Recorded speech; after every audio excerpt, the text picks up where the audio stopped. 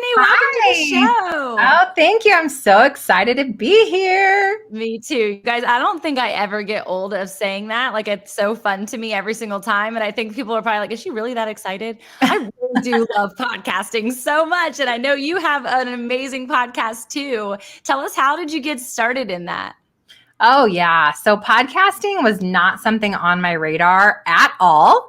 I had been trying to figure out my thing and trying all the different things with entrepreneurship for so many years and chasing all the wrong stuff. Probably get into my story in a bit. But finally, there was this moment of like, I don't know how I'm supposed to serve this woman. And I just fully surrendered and asked God, like, show me the vessel in which I'm meant to really, truly connect with my person. And in a dream in 2018, I heard start a podcast. It was like very vivid, very clear.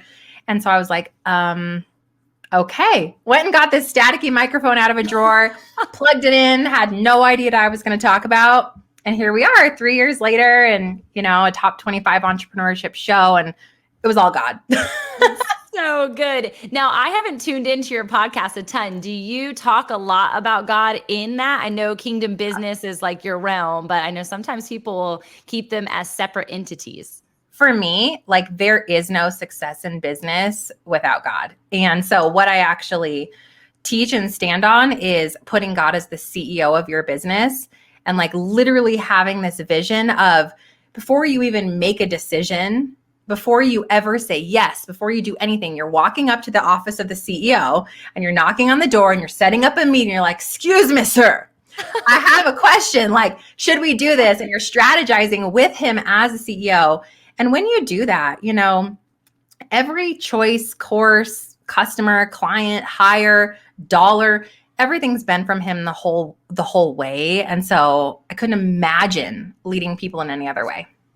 That is incredible. And I love just that visual because I think about that all the time, but not from the, like I'm walking and knocking and sitting at his desk, right? Like prayer to me, I haven't ever visualized it that way. So I think it's really fun. I'm curious, was there ever a time in your life where that wasn't the case, where you had things out of order? Okay. So walk us through that, because that was me for sure. I want to know the backstory because I feel like there's got to be this place of surrender for us to really, truly believe that.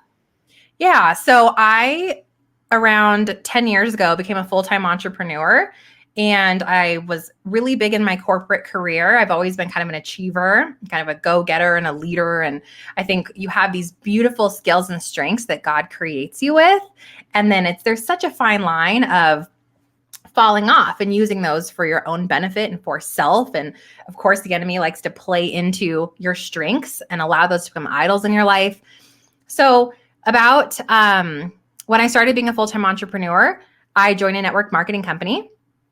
And I was a Christian, but I wasn't really yoked in with Christ. I didn't have a true relationship with him. So it was all about me and finding success and money and achievement.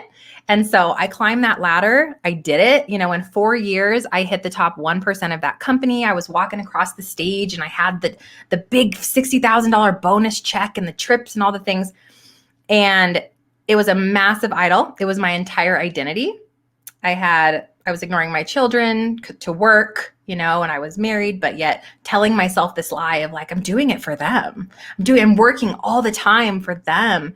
And at no point in time had I opened the door for the Lord to be part of that success. It was like, this is mine and I'm coveting this and I'm in control of everything.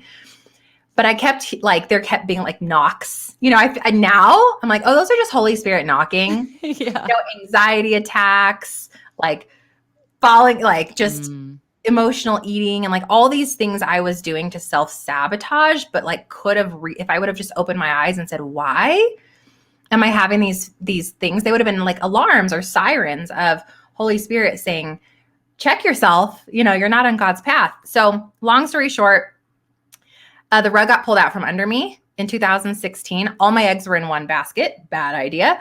And all of this big cash flow was totally gone, like overnight. And so at that point, I went to the bank account. I remember this moment so vividly. And I sat at the computer and I pulled up the bank account and there was no money.